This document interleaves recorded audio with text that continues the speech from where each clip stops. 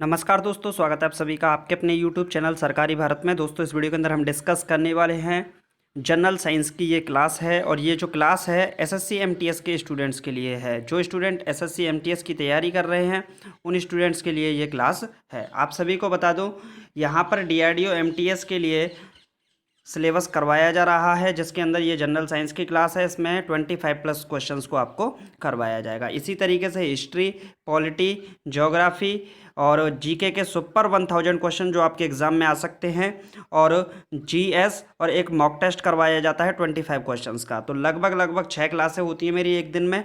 हर class के अंदर 25 question करवाए जाते हैं। तो एक दिन में 150 क्वेश्चन आपको करवा दिए जाते हैं, 150+ क्वेश्चन करवाए जाते हैं। जिन स्टूडेंट ने डीआरडीओ एमटीएस का फॉर्म भरा है, जो डीआरडीओ एमटीएस की तैयारी कर रहे हैं, उन स्टूडेंट के लिए ये क्लास है। आपको बता दूं, अगर आप एसएससी एमटीएस की भी तैयारी कर रहे हैं या फिर आने वाले सीएचएसएल एग्जाम की तैयारी कर रहे हैं या ग्रुप डी रेलवे की तैयारी कर रहे हैं, तो भी आप इन वीडियोस को देख सकते हैं। ये आपके लिए काफ़ी हेल्पफुल रहने वाले हैं।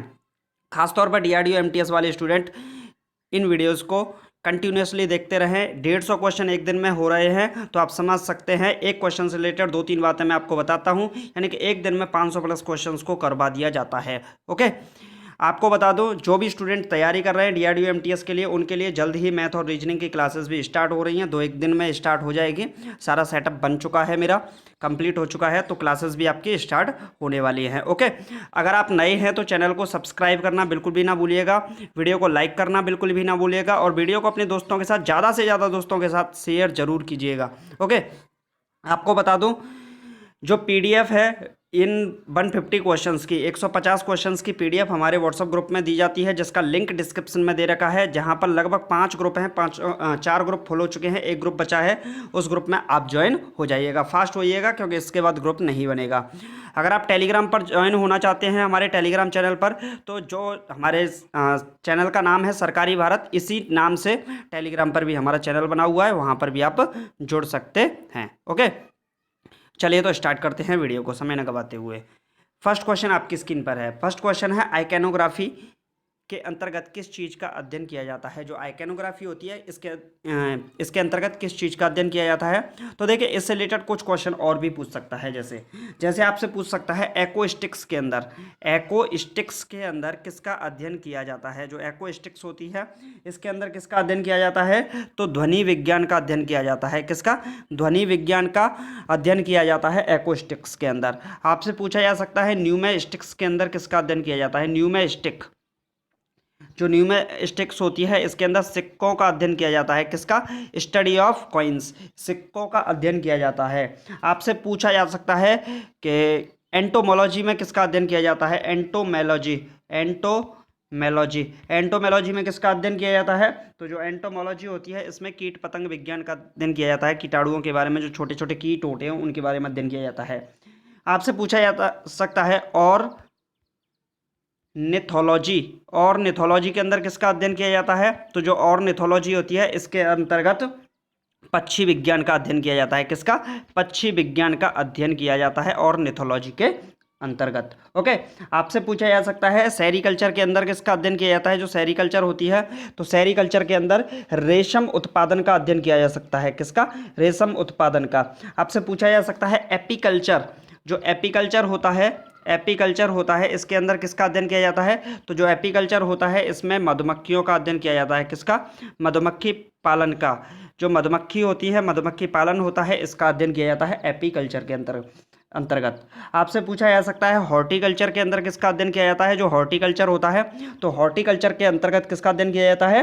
पुष्प और फूलों का, जो फ्लावर्स होते हैं, उनका अध्ययन किया जाता है हॉर्टिकल्चर के अंतर्गत। ओके, आपसे पूछा जा सकता है, माइकोलॉजी के अंतर्गत किसका अध्ययन किया जाता है। माइकोलॉजी के अंतर्गत किसका अध्ययन किया जाता है। तो जो माइकोलॉजी होती है, इसमें कवकों का अध्ययन किया जाता है। आपसे पूछा जा सकता है, साइटोलॉजी के अंदर किसका अध्ययन किया जा सकता है। तो साइटोलॉजी के अंतर्गत कोशिकाओं का अध्ययन किया जा सकता है, कोशिकाओं का अध्ययन किया जाता है। ओके, तो ये भी क्वेश्चन आपसे पूछे जा सकते हैं। जैसे एस्ट्रोनॉमी, तो खगोलीय पिंडों का अध्ययन किया जाता है एस्ट्रोनॉलॉजी के अंदर। इस क्वेश्चन का आंसर क्या है। आइकॉनोग्राफी के अंतर्गत, तो इस शाखा के अंतर्गत मूर्तियों और प्रतिमाओं का अध्ययन किया जाता है। जो पुरानी मूर्तियां हैं, प्रतिमाएं हैं, उनका अध्ययन स्टडी की जाती है। ओके, नेक्स्ट क्वेश्चन है जल में प्रकाश का वेग कितना होता है। देखिए प्रकाश का वेग होता है 3 × 10⁸ मीटर पर सेकंड। ये कहाँ होता है, वैक्यूम में यानी कि निर्वात में। कहाँ होता है, वैक्यूम यानी कि निर्वात में 3 × 10⁸ मीटर पर सेकंड प्रकाश का वेग होता है। अब आपसे पूछा जा सकता है, देखिए जो प्रकाश का वेग होता है वही वैद्युत चुंबकीय तरंगों का वेग होता है। वैद्युत चुंबकीय तरंगों का वेग, जो वैद्युत चुंबकीय तरंगें होती हैं उनका वेग प्रकाश के वेग के लगभग समान होता है। ओके, इसमें क्या पूछा है, जल में प्रकाश का वेग कितना होता है। तो जल में प्रकाश का वेग होता है 2,25,000 मिलीमीटर पर सेकंड। क्या होता है, 2,25,000 मिलीमीटर पर सेकंड होता है। ये भी क्वेश्चन आपसे पूछा जा सकता है। नेक्स्ट क्वेश्चन है एक पारसेक कितने मीटर के बराबर होता है। देखिए एक जो पारसेक होता है, एक पारसेक होता है, ये होता है 3.09 × 10⁻16 मीटर के बराबर होता है। पारसेक दूरी का मात्रक है जो पैरालैक्टिक सेकंड का संक्षिप्त रूप है। किसका, पैरालैक्टिक सेकंड का संक्षिप्त रूप है पारसेक। ओके, ये भी क्वेश्चन पूछ लिया जा सकता है। नेक्स्ट क्वेश्चन है कोशिका का ऊर्जा ग्रह कहे जाने वाले माइटोकॉन्ड्रिया का नाम सर्वप्रथम किसने दिया था। देखिए कोशिका का जो ऊर्जा ग्रह है, जो कोशिका का ऊर्जा ग्रह है, जो कोशिका का ऊर्जा ग्रह है, इसका नाम ऊर्जा ग्रह क्या है, माइटोकॉन्ड्रिया। इसका सर्वप्रथम नाम किसने दिया, तो सी वेंडा ने। किसने दिया था, सी वेंडा ने। कोशिका का जो ऊर्जा ग्रह माइटोकॉन्ड्रिया है, माइटोकॉन्ड्रिया का नाम सबसे पहले किसने दिया था, सी वेंडा ने दिया था। तो आई होप आपको अच्छे से समझ में आ रहा होगा। चलिए तो नेक्स्ट क्वेश्चन की ओर। नेक्स्ट क्वेश्चन है आपकी स्क्रीन पर, अत्यंत निम्न ताप पर भौतिकी के अध्ययन को क्या कहते हैं। देखिए ये भी पूछता है, अत्यंत निम्न ताप पर भौतिकी का अध्ययन को क्या कहते हैं, क्रायोजेनिक्स कहते हैं। क्या बोलते हैं, क्रायोजेनिक्स।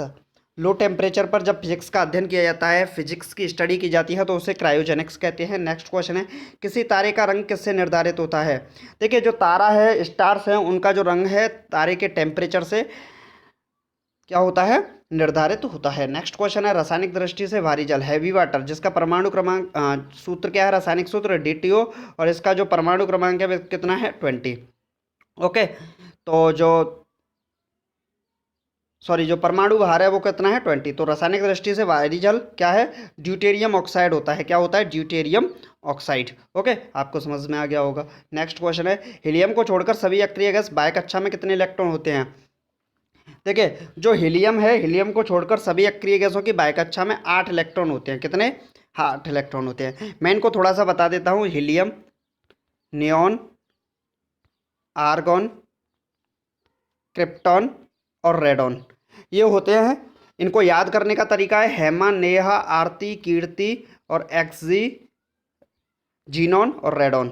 हेमा, नेहा, आरती, कीर्ति, एक्सीरन।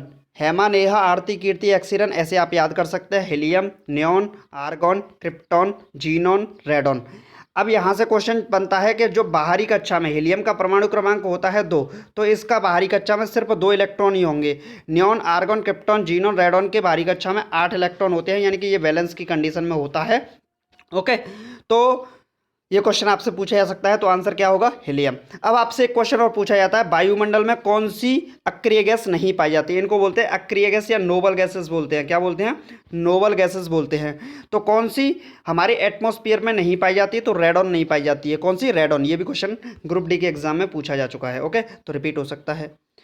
नेक्स्ट क्वेश्चन है हीरा और ग्रेफाइट किसका अपर रूप है। तो जो हीरा है और ग्रेफाइट है, ये कार्बन का अपर रूप होते हैं। जो कार्बन होता है, कार्बन का परमाणु क्रमांक 7 होता है। इसका जो इलेक्ट्रॉनिक विन्यास होता है वो होता है 2,5। कितना होता है, 2,5। तो बाहरी कक्षा में कितने इलेक्ट्रॉन होते हैं, 5 इलेक्ट्रॉन होते हैं। इसमें जो इलेक्ट्रॉन्स की संख्या है वो 7 है, प्रोटॉन्स की संख्या भी 7 है और एटॉमिक नंबर भी 7 है। तो एटॉमिक नंबर, इलेक्ट्रॉन की संख्या और प्रोटॉन की संख्या इक्वल होती है। ये भी क्वेश्चन पूछा जा सकता है। नेक्स्ट क्वेश्चन है किस गैस में सड़े अंडों की गंध आती है। देखिए जो गैस होती है उसमें सड़े अंडों की गंध किस में आती है, हाइड्रोजन सल्फाइड गैस में। H2S जो होती है हाइड्रोजन सल्फाइड गैस, इस गैस के अंदर सड़े अंडों की गंध आती है। नेक्स्ट क्वेश्चन है न्यूरॉन किसकी इकाई है। तो तंत्रिका तंत्र की इकाई है न्यूरॉन, तंत्रिका तंत्र की, और इसको बोलते हैं कार्यात्मक इकाई। क्या बोलते हैं, कार्यात्मक इकाई। जो न्यूरॉन होती है तंत्रिका तंत्र की कार्यात्मक इकाई होती है। नेक्स्ट क्वेश्चन है लौंग के तेल का प्रमुख घटक, लौंग के तेल का प्रमुख घटक जो दांत का दर्द दूर करने में प्रयुक्त होता है, क्या है, यूरेनॉल। क्या है, यूरेनॉल। जो लौंग का तेल होता है, लौंग के तेल का प्रमुख जो घटक होता है जो दांत के दर्द को दूर करने में प्रयोग होता है, वो कौन सा होता है, यूरेनॉल। काफ़ी इंपॉर्टेंट क्वेश्चन है, यूरेनॉल। नेक्स्ट क्वेश्चन है बिजली के बल्ब में फिलामेंट से कांच तक ऊष्मा किस विधि से संचारित होती है। देखिए, ऊष्मा के हीट के संचारित होने की 3 प्रोबेबिलिटी होती हैं। एक होता है रेडिएशन जिसको हम विकिरण बोलते हैं। एक होता है कंडक्शन जिसे हम चालन बोलते हैं। और एक होता है कन्वेक्शन। क्या होता है, कन्वेक्शन, जिसे संवहन बोलते हैं। तो हीट 3 प्रकार से ट्रांसफ़र हो सकती है, रेडिएशन, कंडक्शन और कन्वेक्शन, यानी कि विकिरण के द्वारा, चालन के द्वारा और संवहन के द्वारा। जब हीट जो होती है बिजली के बल्ब में फिलामेंट से कांच से तक, जो बिजली के बल्ब में फिलामेंट होता है, फिलामेंट से कांच तक ऊष्मा किस विधि द्वारा संचरित होती है, तो विकिरण के द्वारा होती है। विकिरण के द्वारा। विकिरण में माध्यम की जरूरत आवश्यकता नहीं होती, लेकिन कंडक्शन में माध्यम की आवश्यकता होती है। ओके, नेक्स्ट क्वेश्चन है अगर वायुमंडल ना होता तो दिन की लंबाई पर क्या प्रभाव पड़ता। देखिए, अगर एटमॉस्फेयर ना होता तो जो दिन की लंबाई है वो कम हो जाती। क्या हो जाती, 24 आवर्स से घटकर कुछ ना कुछ कम हो जाती। अब समझिए एक बात को, पृथ्वी पर एटमॉस्फेयर है, क्यों है, क्योंकि जो पृथ्वी पर एस्केप वेलोसिटी है वो कितनी है, 11.2 किलोमीटर पर सेकेंड। और चंद्रमा पर एस्केप वेलोसिटी कितनी है, 2.7337। एस्केप वेलोसिटी को बोलते हैं पलायन वेग।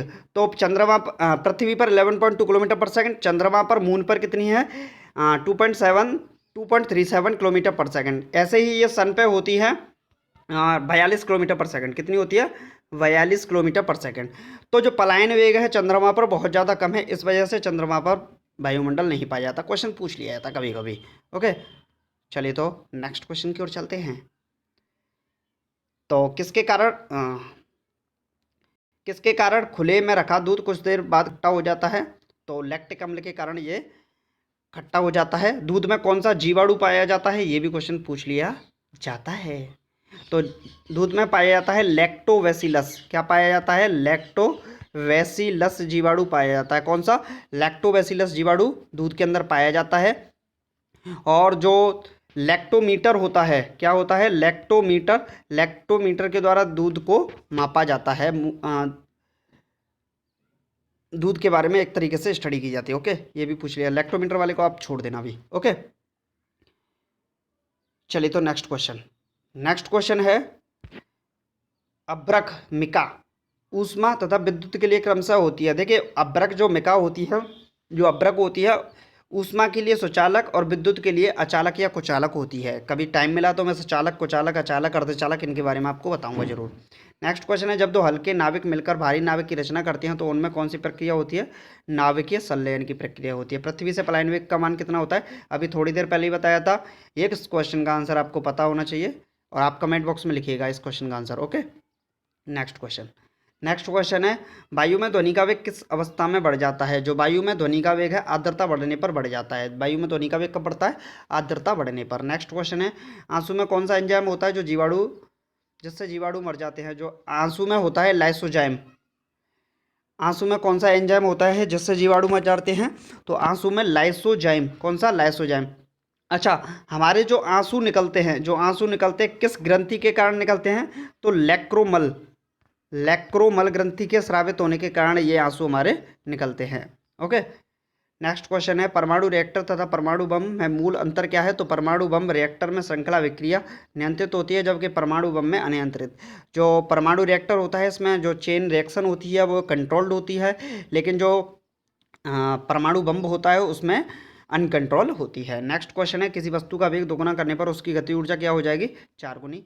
नेक्स्ट क्वेश्चन है किसकी कमी के कारण बर्फ पर चलना कठिन होता है, तो घर्षण की कमी के कारण। नेक्स्ट क्वेश्चन है झील में फेंके हुए पत्थर के डूबने पर उत्पिच बल क्या होता है, तो नियत रहता है, उससे कोई फर्क नहीं पड़ता, यानी कि स्थिर रहता है। ओके, तो देखिए मैंने इस वीडियो के अंदर आपको कितने क्वेश्चन कराए, इस वीडियो के अंदर मैंने आपको बताए लगभग 25+ क्वेश्चन। ओके, उनसे रिलेटेड कुछ बातें भी बताई, तो लगभग आपके इससे 50 क्वेश्चन कंप्लीट हो गए होंगे इस वीडियो से। मात्र और मात्र 15 मिनट का वीडियो है, ज़्यादा बड़ा वीडियो भी नहीं है। तो उम्मीद है आपको वीडियो अच्छा लगा होगा। सबसे पहले तो वीडियो अच्छा लगा तो वीडियो को लाइक कर दीजिएगा, चैनल को सब्सक्राइब कर दीजिएगा। इसके बाद आपकी हिस्ट्री पॉलिटी मॉक टेस्ट की क्लास होने वाली है, जल्दी आपके लिए मैथ रीजनिंग की क्लास स्टार्ट हो जाएंगी। इसकी PDF के लिए आप हमारे व्हाट्सअप ग्रुप पर ज्वाइन हो जाइएगा।